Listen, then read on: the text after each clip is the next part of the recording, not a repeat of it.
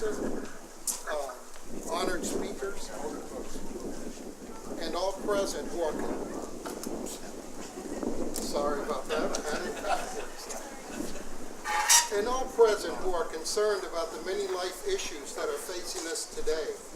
Thank you for witnessing to this concern by attending this rally.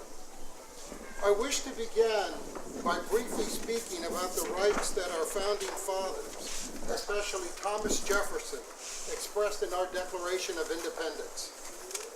The Declaration of Independence is this nation's most cherished expression of liberty. The basic philosophy underlying this document was not original, for it had been expressed by others. However, what Jefferson did to make this document truly unique was to express this philosophy in self-evident truths. Primary among these are that all men are created equal, that they are endowed by their Creator with certain unalienable rights, that among these are life, liberty, and the pursuit of happiness.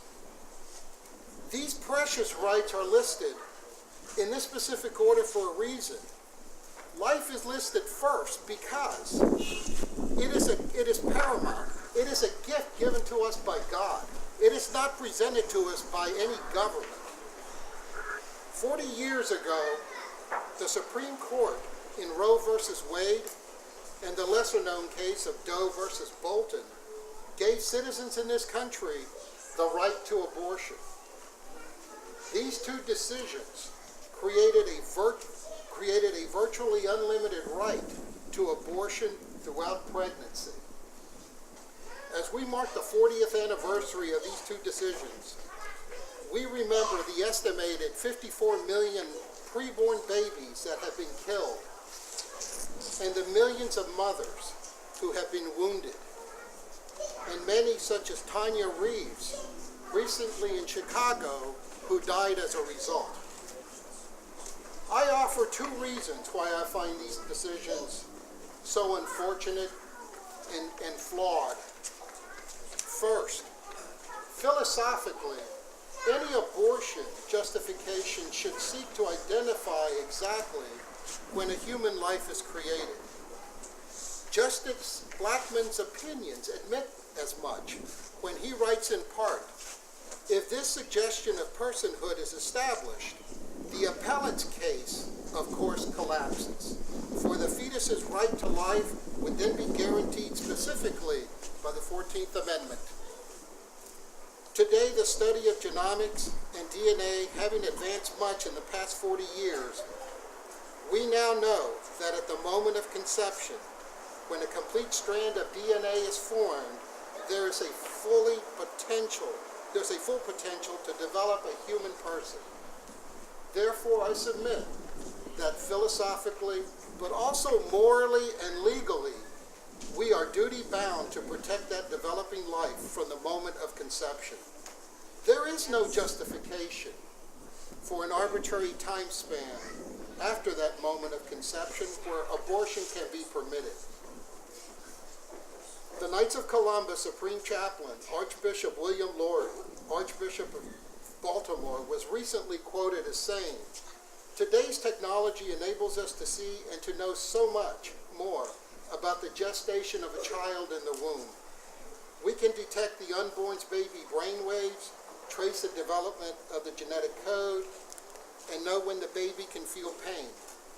The ultrasound machines that the Knights of Columbus have helped sponsor in so many places help expectant parents see for themselves the humanity of their tiny children waiting to be born.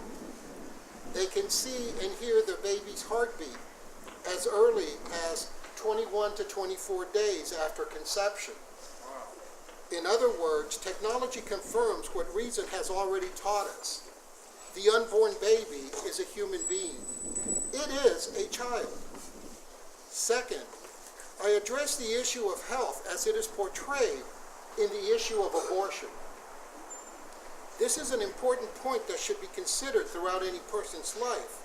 However, the issue of health in the justification for abortion focuses only on one of the human beings involved. the mother.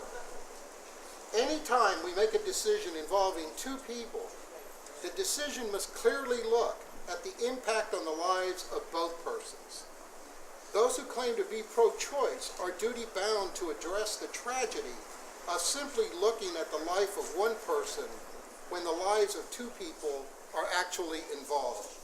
How sad this one-sided view of health is. Finally, I speak not only for myself, but also for our members in the Knights of Columbus, a Catholic men's fraternal and service organization. As Knights of Columbus, we are men of faith who are speaking out for those who cannot defend themselves. Faith is a free act of our will, but it also demands social responsibility for what we believe, and thus, in the words of Winston Churchill, we will never, never, never give up. Our Knights gladly join in solidarity with all of you here today to promote a culture of life that applies to all. I urge you to stand up and never, never, never give up this fight. Thank you very much.